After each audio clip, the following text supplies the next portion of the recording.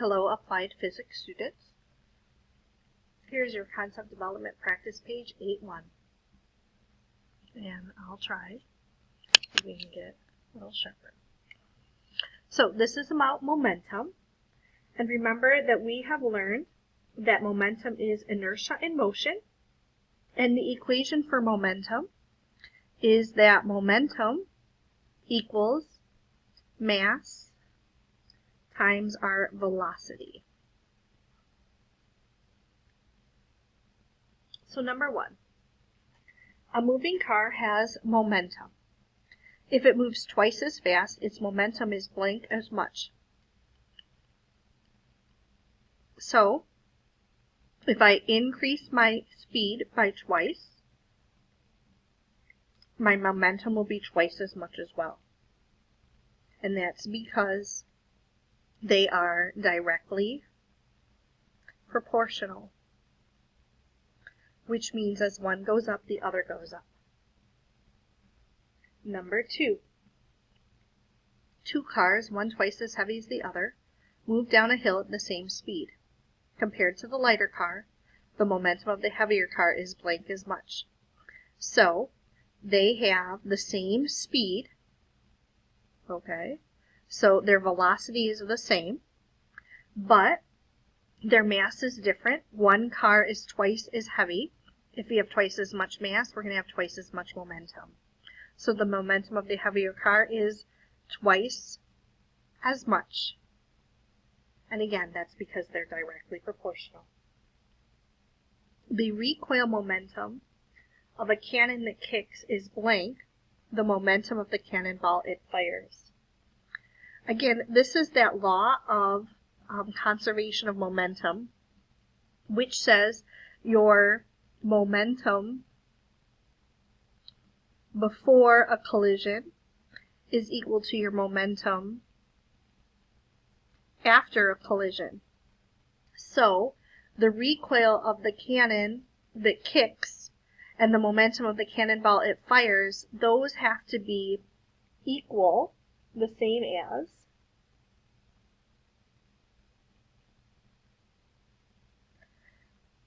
and that's so that we have the same amount of momentum, right? Because before, neither of them were moving, and so afterwards, they have to be equal in size or in magnitude, but opposite in direction, so that they cancel one another out. Number 4, if a man firmly holds a cannon when fired, then the momentum of the cannonball is equal to the recoil momentum of the cannon alone, the cannon-man system, or the man alone, the cannon and the man together. I don't know why you would do that. But again, it's just this idea that we've increased the mass of this cannon. So the amount of recoil it would have would be a little bit less because it would be more massive. Number 5. Suppose you are traveling in a bus at highway speed on a nice summer day, and the momentum of an unlucky bug is suddenly changed as it splatters onto the front window. Compared to the force that acts on the bug, how much force acts on the bus? And again, this is that idea that the bug hits the bus hits the bug, right? Those are the same forces, so the amount of force has to be the same. The time of impact is the same for both the bug and the bus. Compared to the impulse on the bug, this means the impulse on the bus is the same. So remember, impulse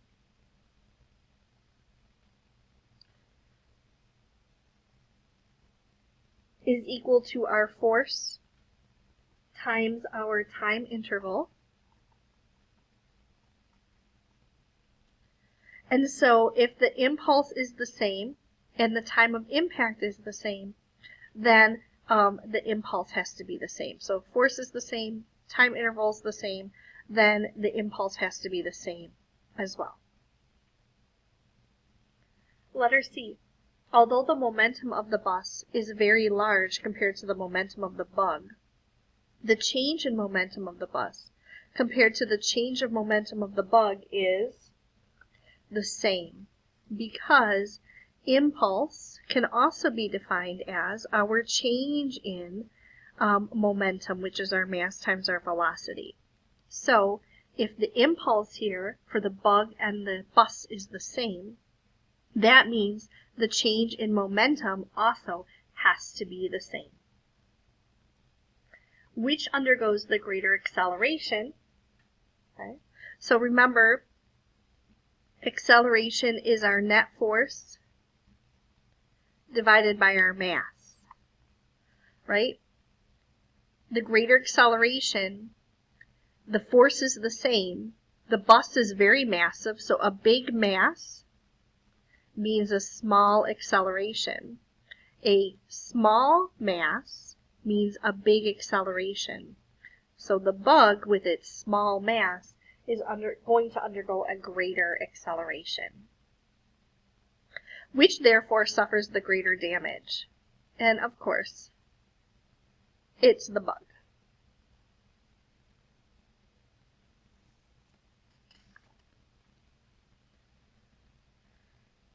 Number 6. Granny whizzes around the rink and is suddenly confronted with Ambrose at rest directly in her path. Rather than knock him over, she picks him up and continues in motion without braking. Consider both Granny and Ambrose as two parts of one system. Since no outside forces act on the system, the momentum of the system before collision equals the momentum of the system after collision. This is that law of conservation of momentum. Complete the before collision data in the table below. So before collision, momentum again is equal to our mass times our velocity. So for Granny, okay, her mass is 80 kilograms. Her velocity, her speed, is 3 meters per second. So her momentum is 80 times 3, which is 240, okay, kilogram meter per second.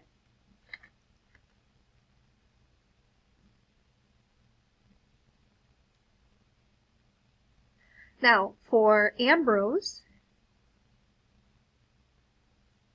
his mass is 40 kilograms, but he's at rest, so his speed is 0 meters per second, which gives us 0 momentum because he's not moving.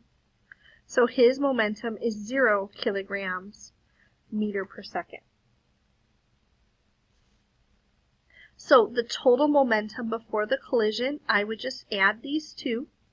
And so I'm going to add these two, and it's 240 kilogram meter per second. So after collision, does Granny's speed increase or decrease? So she still has to have the same amount of momentum, but her mass has gone up. And if her mass goes up and the momentum has to stay the same, then her speed must go down. And this is because her mass increases, but her momentum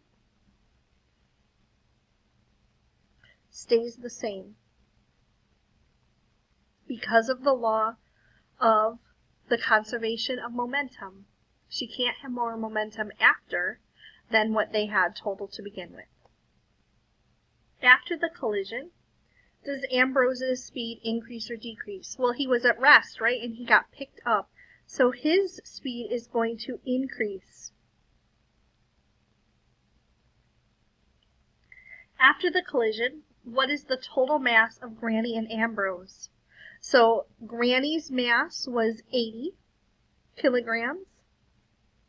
Ambrose's mass is 40 kilograms. So our total mass is 80 plus 40, which is 120 kilograms.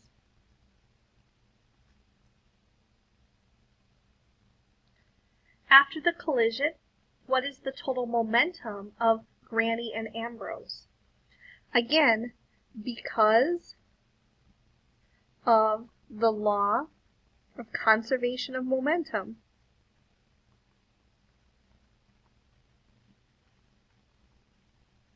the momentum before the collision has to equal the momentum after the collision.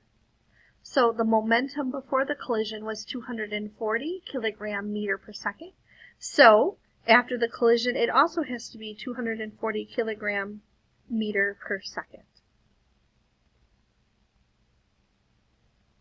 Letter F, use the conservation of momentum law to find the speed of Granny and Ambrose together after the collision. Show your work in the space below. So the mass of Granny and the velocity of Granny plus the mass of Ambrose times Ambrose's velocity has to be equal to the mass of Granny plus the mass of Ambrose times their speed. Because she picks him up, they're going the same speed. So the mass of Granny was 80 kilograms. Her velocity was 3 meters per second. Ambrose's mass was 40 kilograms. His velocity was 0 meters per second. Granny's 80 kilograms plus 40 kilograms times our velocity that we don't know. So we've already done this math up here, right? This is 240. This is 0.